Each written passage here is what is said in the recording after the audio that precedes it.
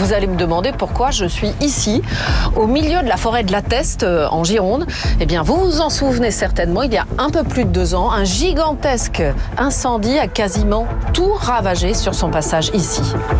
5800 hectares calcinés, un paysage de désolation où la vie pourrait revenir plus vite qu'on ne le pense. C'est ce qui est arrivé de l'autre côté de la planète. Vous allez découvrir qu'en Australie, un peu plus de 4 ans après les incendies absolument dramatiques qui ont ravagé une partie du pays, la vie renaît de manière spectaculaire. En janvier 2020 pourtant, personne n'aurait parié sur une telle résurrection de la nature. L'Australie fait alors face à l'une des pires tragédies écologiques de son histoire.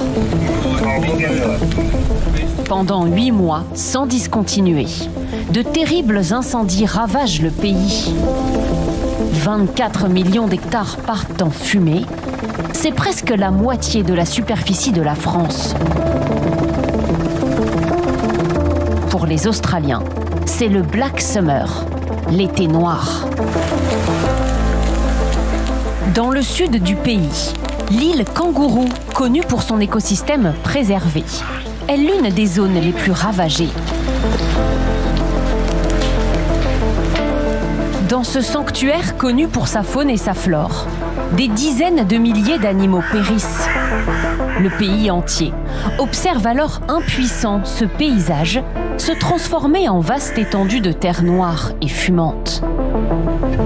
Sur l'île Kangourou, la survie de certains animaux aurait été impossible sans l'implication d'habitants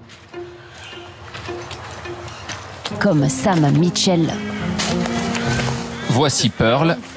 Pendant les incendies, il a sauvé 1000 bêtes sauvages, dont cette femelle koala, qui porte encore les stigmates des feux. Si vous regardez bien, vous verrez que ses oreilles ont été très sévèrement brûlées pendant les feux. Elle n'a plus de fourrure ici. Et je ne sais pas si vous allez bien voir, mais sous ses pattes, ce qui est rose là, c'est le tissu de sa peau qui a été brûlé. Parce qu'il l'a recueillie alors qu'elle n'était encore qu'un bébé. Cette femelle koala ne saurait survivre dans la nature. Alors Sam ne l'a pas relâchée. Elle pense que je suis sa mère. C'est une gentille petite fille, mais elle est très possessive. Bon, allez, je vais la remettre au lit. Attendez-moi ici. Depuis 12 ans, Sam Mitchell est à la tête d'un parc animalier au cœur de l'île. Vous cherchez quelque chose? Les kangourous? Ils sont là-bas à gauche, vous voyez? Miraculeusement, le lieu a été épargné par les flammes. Sam l'a alors utilisé dès le début des incendies, comme refuge pour la faune locale. Voilà, c'est exactement ici qu'on avait rassemblé une centaine de koalas. Au début, on n'avait même pas d'enclos pour eux.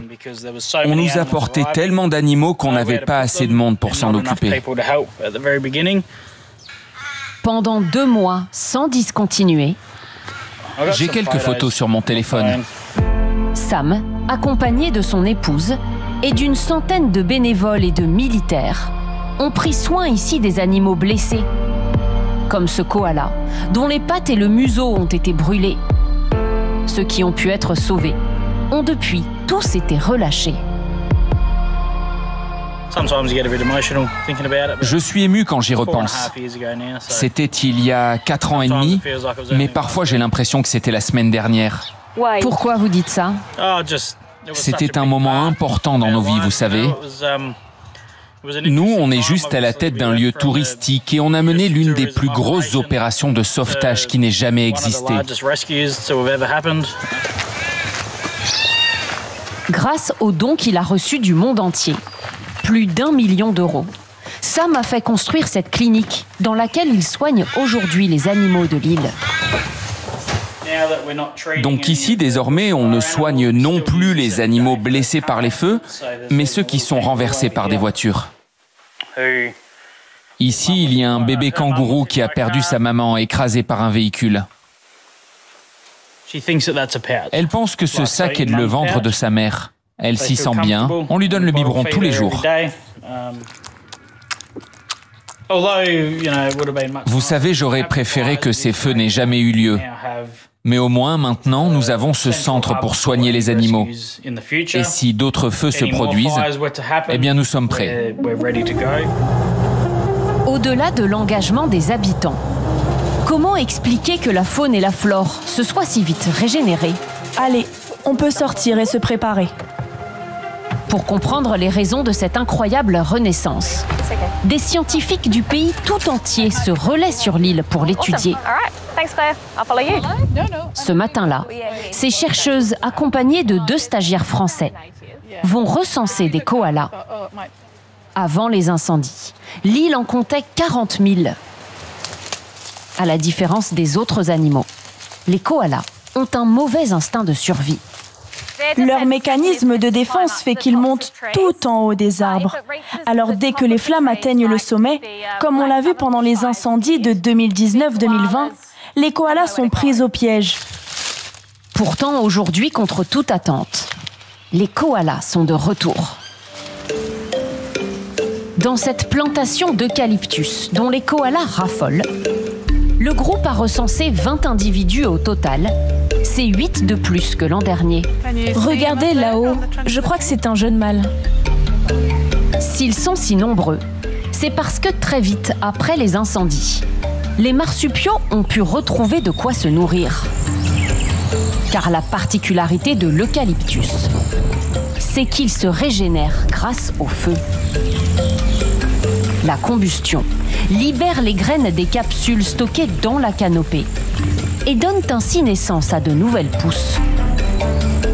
Leur croissance a été si rapide que les koalas réinvestissent désormais même les zones qui ont brûlé. Sur l'île Kangourou, les eucalyptus ne sont pas les seuls à repousser rapidement après les feux. C'est même la particularité de nombreuses plantes du bush australien, comme le yucca. En voilà une ici. Elle a de belles feuilles touffues, un peu hérissées. Capables de supporter de très fortes températures, elles sont les premières à repousser après des incendies, fréquents en Australie. Quelques semaines seulement après un feu, on commence à voir apparaître de nouveaux buissons. C'est très important parce que quand le yucca fleurit, il devient une source de nourriture pour les oiseaux et les insectes. Cette plante est très importante pour eux quand il n'y a plus rien dans l'environnement. Une nature qui s'est adaptée au feu. Et des feux qui feraient même du bien à la nature. Car les incendies de 2020 pourraient avoir tué par endroits un champignon destructeur de plantes sur l'île. Si les feux ont comme permis à la nature de redémarrer, la crainte de nouveaux incendies reste bien présente. Car s'ils interviennent à de trop grandes fréquences, la faune et la flore pourraient bien finir par ne plus se montrer si résilientes.